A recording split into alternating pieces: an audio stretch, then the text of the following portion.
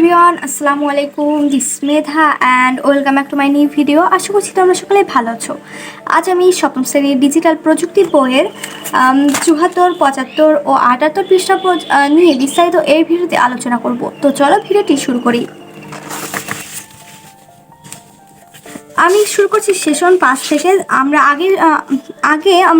আগের সেশনে আমরা যে সমস্যা লিখেছিলাম এবং তার অ্যালগোরিদম তৈরি করেছিলাম, আর আজকে আমাদের সেই সমস্যায় লিখতে হবে এবং তার ইনপুট আউটপুট, সিদ্ধান্তের ধাপ, সাধারণ কাজ এবং প্রবাহচিত্র তৈরি করতে হবে। তো চলো এর অ্যান্সারটি দেখি। রাস্তার ময়লা অপসারণে রোবটের ভূমিকা।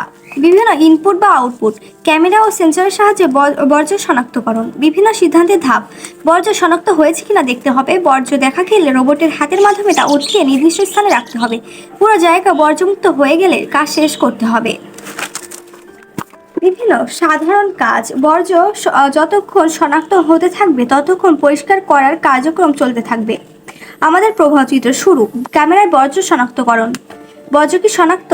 হ্যাঁ, বর্জ্য উঠিয়ে নির্দিষ্ট স্থানে রাখি। আর এখানে হবে বর্জ্য শনাক্ত না, তাই এখান থেকে যখন যাবে তখন কাজ শেষ। এরপরে বলা হয়েছে সেশন 6 যন্ত্র বুঝুক কথা। তো এই সেশনটা তোমরা নিজেরা পড়ে নেবে।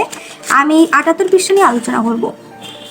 এবারে আমরা একইভাবে নিজেদের দলে তৈরি করা প্রবাহচিত্রকে সুডোকোডে রূপান্তর করে ফেলি। টেরাসিটি এখন দেখে নিই। প্রবাহচিত্রের সুডোকোড শুরু। ক, ক্যামেরা, দন্তসহায় সেন্সর।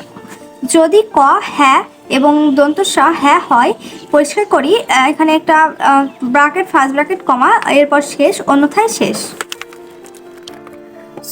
সো ভিউয়ার্স, আমার ভিডিওটি যদি ভালো লাগে তাহলে অবশ্যই লাইক, কমেন্ট এবং শেয়ার করবে। আর যদি কোনো ভিডিও প্রয়োজন হয় অবশ্যই আমাকে কমেন্টে জানাবে। ধন্যবাদ।